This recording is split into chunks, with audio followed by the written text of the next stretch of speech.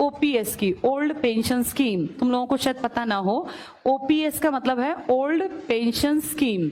Old pension scheme क्या थी? जो आदमी सरकारी नौकरी लग जाता था उसको जितनी वो नौकरी करेगा, जैसे 60 तक तो हर कोई नौकरी कर सकता है, 60 के बाद जब वो रिटायर होता था तो इसको पैसे मिलते थे हर महीने पेंशन के नाम पे। और ये पेंशन 1-2 हजार नहीं थी, ये पेंशन इतनी थी कि इसकी जिंदगी इज्जत के साथ कट जाती। इसे अपने बहू बेटे के सामने हाथ ना फैलाना पड़ता कि बेटा मेरा चश्मा बनवा दे या डॉक्टर के पास ले चल। एक तो इसको बैठे बिठाए पैसे मिलते, बुढ़ापे में पैसा ज्यादा जरूरी होता है, जवानी में तो सब कमा लेते हैं, लेकिन जब 65 साल 70 साल पकड़ते हैं, शरीर कमजोर होता है, तब पैसा कैसे कमाएं, काम तो कर नहीं सकते। तब बच्चों को बोझ लगते हैं माँ बाप, चाहे माँ बाप ने कितना ही कुछ भी करके खिलाया हो तब बोझ लगने लगते हैं, ये ह्यूमन नेचर है। इसीलिए अपना पैसा होना बहुत जरूरी है। अगर पैसा होगा तो आदमी ठाठ से बैठ के खाएगा। और आदमी जो पेंशन वाले थे ना, इनको सिर्फ पेंशन नहीं, इनको इसके साथ साथ हेल्थ के ऊपर भी सरकार एक श्योरिटी बना के देती थी कि आपको या आपकी वाइफ को, बच्चों को नहीं। बच्चे 21 साल के बाद कवर नहीं होते। किसी का बेटा अगर 22 साल का है तो फिर वो पेंशन वाले लोग जो है ना, ये इसका इलाज नहीं करा सकते, उसके लिए पैसे देने पड़ेंगे, अपना कमा खा।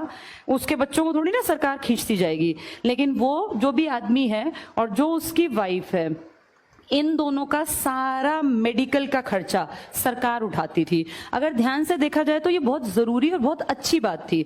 देखो, मैं जैसे कुछ लोग कहेंगे कि नहीं इससे देश का नुकसान होगा, ये कहना बहुत आसान है, लेकिन इस पे थोड़ा सा अगर दिमाग लगाया जाए कि सरकार खुद अपनी जबान से कहती है कि जी टोटल हमने जो सरकारी नौकरियां दे रखी हैं वो तो आबादी के 1% के आसपास को हैं, तो 1% के आसपास ही तो लोग मांग रहे होंगे पेंशन, फिर क्या दिक्कत है? 50% तो तुम मानते ही नहीं कि लोग काम करते हैं सरकारी।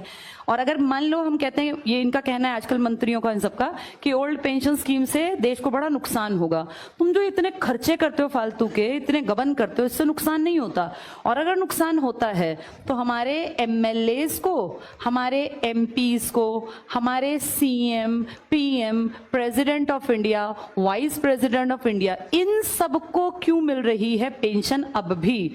अगर बंद ही की है, ये भी तो आम ही आदमी होंगे ना, ये कोई ऊपर से उतरे हुए कोई भगवान के दूत तो है नहीं, ये भी आम लोगों में से ही हैं। अगर सब आम लोगों की पेंशन दुखी करती है, देश के कंधों पे बोझ ज्यादा डलता है, देश बड़ा कमजोर हो जाता है, देश टिक नहीं पाएगा, तो फिर इनकी पेंशन क्यों दी जा रही है? और आम आदमी की पेंशन कितनी थी? 20,000, 22,000, 25,000, जिसमें जीवन कटता है, कोई महल नहीं खड़े होते पेंशन के पैसों से। इनकी पेंशन अगर तुम सुन लोगे तुम्हें चक्कर आ जाएगा, क्योंकि इनके लिए पता क्या कर रखा है?